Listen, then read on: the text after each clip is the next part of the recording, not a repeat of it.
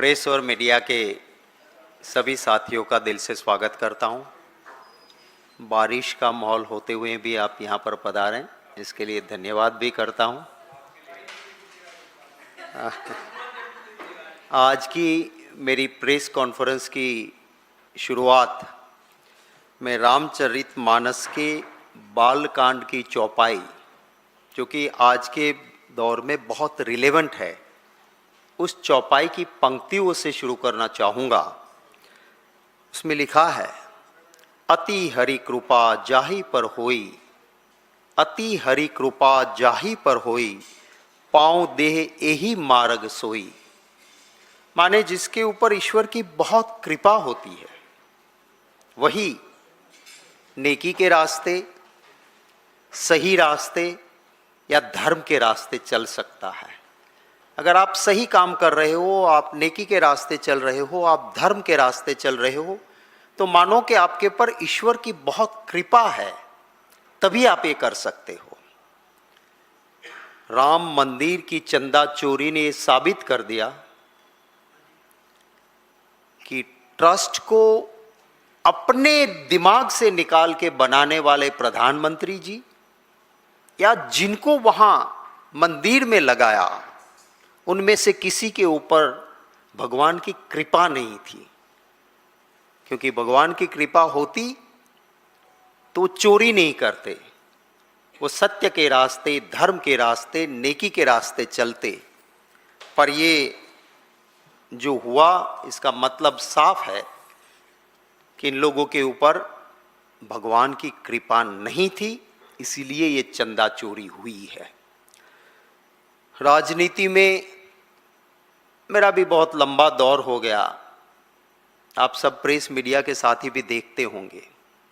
कभी कभी हम लोगों को, राजनेताओं को या राजनीति में काम करने वाले कार्यकर्ता या आम लोगों में से कोई आके हमारी बहुत प्रशंसा करने लगता है। आप तो वो हो, आप तो वो हो करके तब हम तुरंत समझ जाते हैं कि ये जो मैं नहीं हूं, मैं तो जानता हूं मैं कौन हूं, और मेरी इतनी प्रशंसा कर रहा है, इसका मतलब इसके अंदर कुछ चोर है और उसका फायदा लेने के लिए मुझे चढ़ा बढ़ा के कह रहा है। हम तुरंत उसको रोक देते हैं कि ओ भाई, मर्यादा में रहो, मैं एक आम इंसान हूं। जैसे आम इंसान में कमजोरी होती है, हमारे में होती है, हमें तुम ये मत कहो। ये चंपत राय ने नरेंद्र मोदी जी के लिए, देखिए हम जब कभी भी मंदिर में जाते हैं, हम क्या करते जाते हैं कि हम आस्था से आए हैं, हम श्रद्धा से आए हैं। मैं धन्यवाद करना चाहूंगा उस मीडिया के साथी का भी, उन्होंने माइक बूम लगा के पहले ही कहा कि क्या प्रधानमंत्री जी श्रद्धा के श्रद्धालु के तौर पे यहां आए हैं। अब देखिए वो चंपत राय उर्फ लंपट राय ने क्या कहा था, सुनिए, चलाइए। प्रधानमंत्री एक श्रद्धालु के तौर पे मौजूद। प्रधानमंत्री इस देश के भगवान विष्णु का अवतार है। रिपीट करो। प्रधानमंत्री एक श्रद्धालु के तौर पे मौजूद।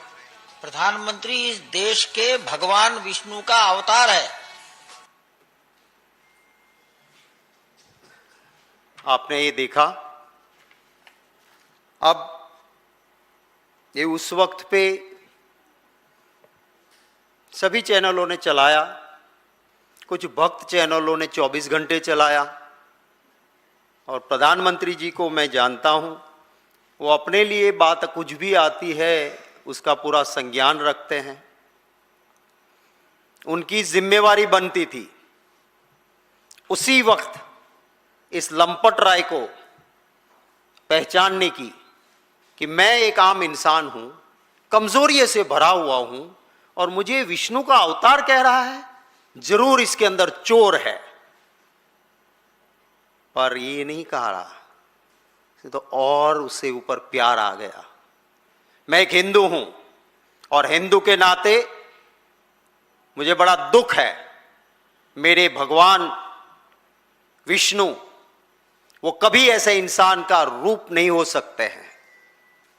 और अगर शासक को आप भगवान कहना चाहते हो तो कुछ शासक ऐसे भी हुए जिन्होंने, रावण भी शासक था, और भी ऐसे शासक हुए जिन्होंने लूटफाट मचाई, तो क्या हर शासक को विष्णु का अवतार कह सकते हैं हम? प्रधानमंत्री जी ने उस वक्त ही इसको रोकना चाहिए था कि मैं विष्णु का अवतार नहीं, आम इंसान हूं और लंपट राय उर्फ चंपत राय, तुम ये जो कह रहे हो उसे मैं सहमत नहीं हूं। कहते हैं कि प्रूफ दीजिए। 27 अप्रैल 2026 से लेके 5 जून 2026 40 दिन का सीसीटीवी फुटेज मिला है, 40 दिन का। और इस 40 दिन के सीसीटीवी फुटेज में 70 टाइम्स चोरी करते हुए पकड़े गए हैं लोग। जूते में पैसे भर के, कपड़ों में बांध के, जेब में डालते, ये सीसीटीवी फुटेज है। सिर्फ 40 दिन के फुटेज में 70 टाइम्स चोरी होती हुई दिखती है। इससे पहले ऑडिट हुआ 2023 से 2025 तक का। ऑडिट रिपोर्ट में लिखा है कि सारी कमजोरियां हैं, चोरी हो रही है, सीसीटीवी फुटेज का कवरेज वहां नहीं है जहां होना चाहिए। क्या ट्रस्ट की जिम्मेवारी नहीं थी कि उस ऑडिट रिपोर्ट को ठीक से जांच करें? आप देखिएगा, मैं मोदी जी को जानता हूं, शायद वो कभी कभी नाम से उसके गुण को भी परख लेते हैं। आप गूगल पे या एआई में देखिए, चंपट का मतलब क्या होता है। चंपट का मतलब होता है टू रन अवे, भाग जाओ, वेनिश और डिसअपियर, अदृश्य हो जाओ। शायद इसी नाम को देख के खुद ने पसंद किया, इस चंपट नाम को देखते हुए, कि ये वहां से चंदा गायब कर देगा और हमें फायदा हो जाएगा। वेनिश, डिसअपियर, ये मीनिंग होता है उसका, चंपट का।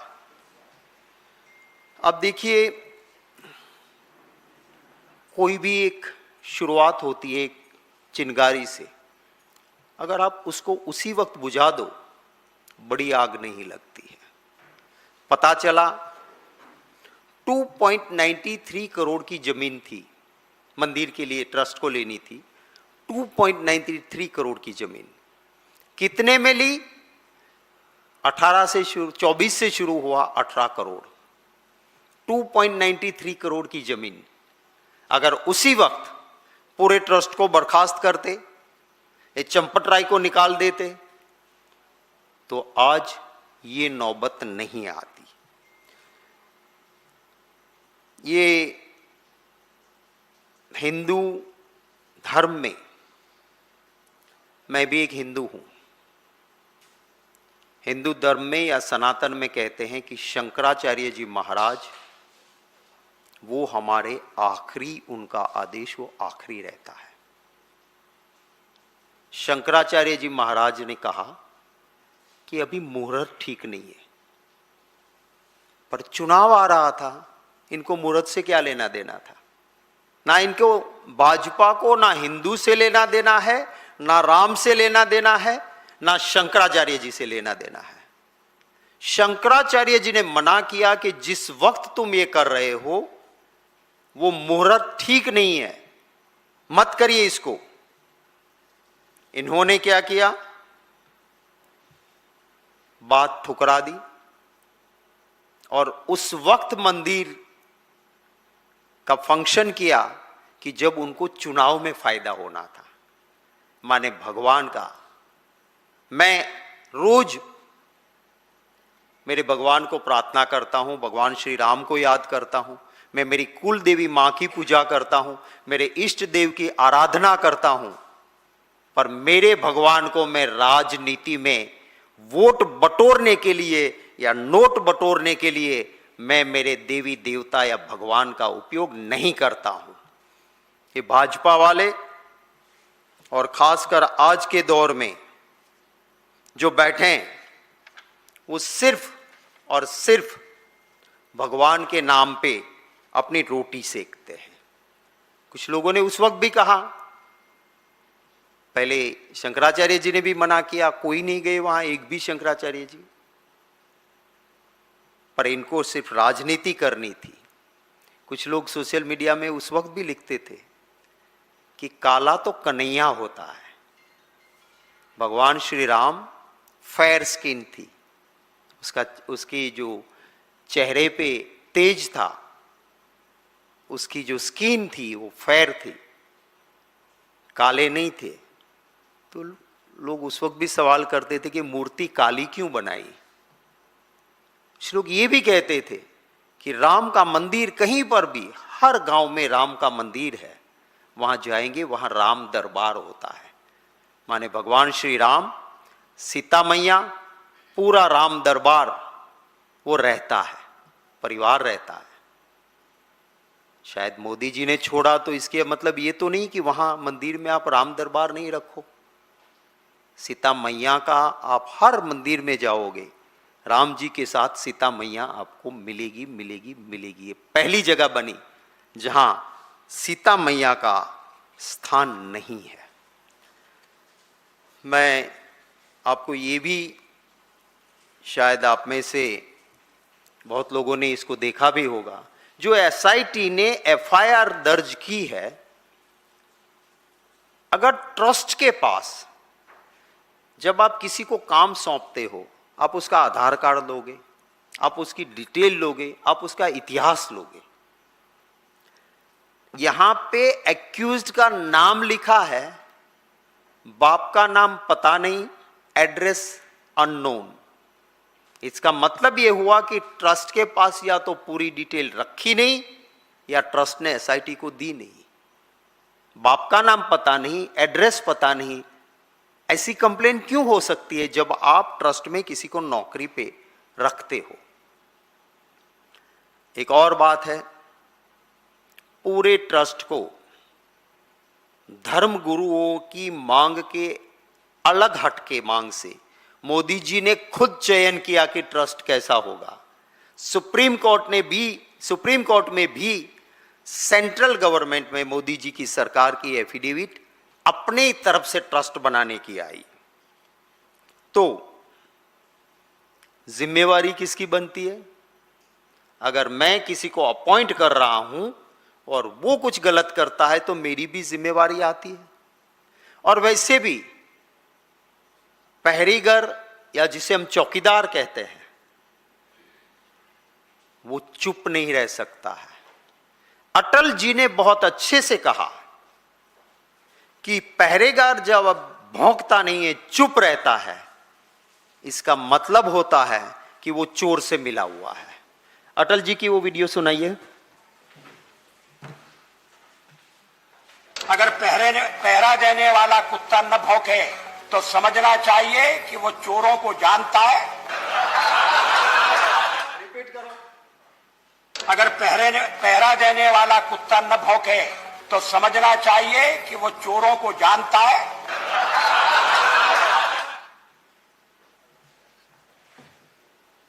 देखो, मैं किसी को कुत्ता नहीं कह रहा हूं, और पहरेदार जिसकी चौकीदारी की जिम्मेवारी है, अटल जी कहते हैं कि वो अगर भौंकता नहीं है तो समझ लो कि वो चोरों को पहचानता है, उसे मिली भगत है।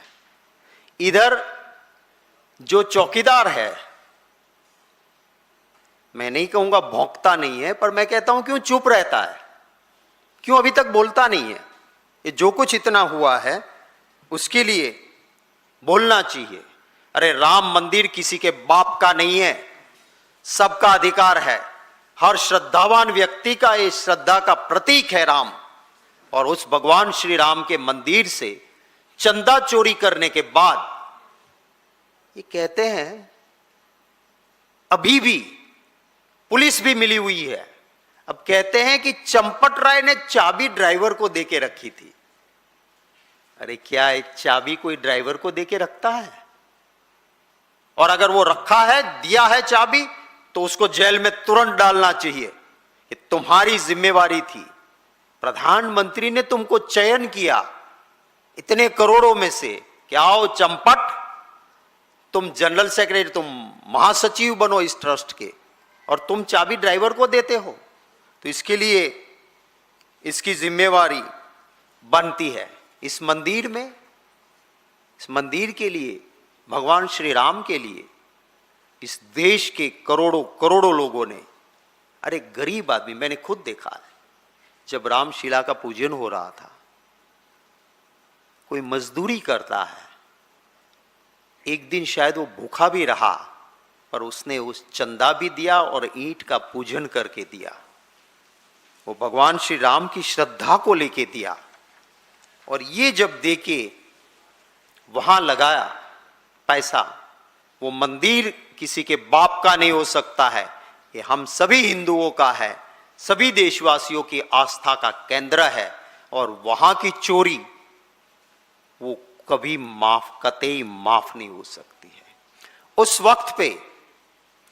वक्त पे भी निर्मोही अखाड़ा ने कहा था कि देश के लोगों से इतना सारा चंदा आया है, वो भाजपा की विचारधारा वाले लोगों ने करोड़ों रुपए इसमें से हत्या लिए हैं। क्यों? आजकल तो टेक्नोलॉजी है भाई, आपने अकाउंट रखा होगा, रख दिए नेट पे कि देश के कितने लोगों ने कितना रुपया उस वक्त दिया था। मेरे गांव का एक गरीब भी किसी को पूछ के नेट पे देखेगा कि मैंने जब मंदिर बनता था 5 रुपया दिया था। चलो मेरा पेज पे नाम तो है, क्यों नहीं रख रहे हो? क्योंकि आपको ये पैसे हत्याने थे, खाने थे। एफआईआर आप एक गौर कीजिएगा, एसआईटी के रिपोर्ट में ये चीज है, जांच में ये चीज है। एफआईआर हो गई, पब्लिक डोमेन में नहीं आया था, पर एफआईआर हो रही है। ट्रस्ट के लोगों को पता चल गया, अंदर के लोगों को पता चल गया कि अब तो पुलिस कंप्लेन हो रही है। जिस दिन ये बात वहां अंदर पता चली, उससे पहले के दिनों में रोज के 16 से 18 लाख रुपए की इनकम होती थी राम मंदिर में, चंदा की 16 से 18 लाख, जब तक एफआईआर का तय नहीं हुआ था। जिस दिन तय हुआ कि एफआईआर होनी है, उसके तुरंत वालों दिनों में 24 से 26 लाख रुपया आए।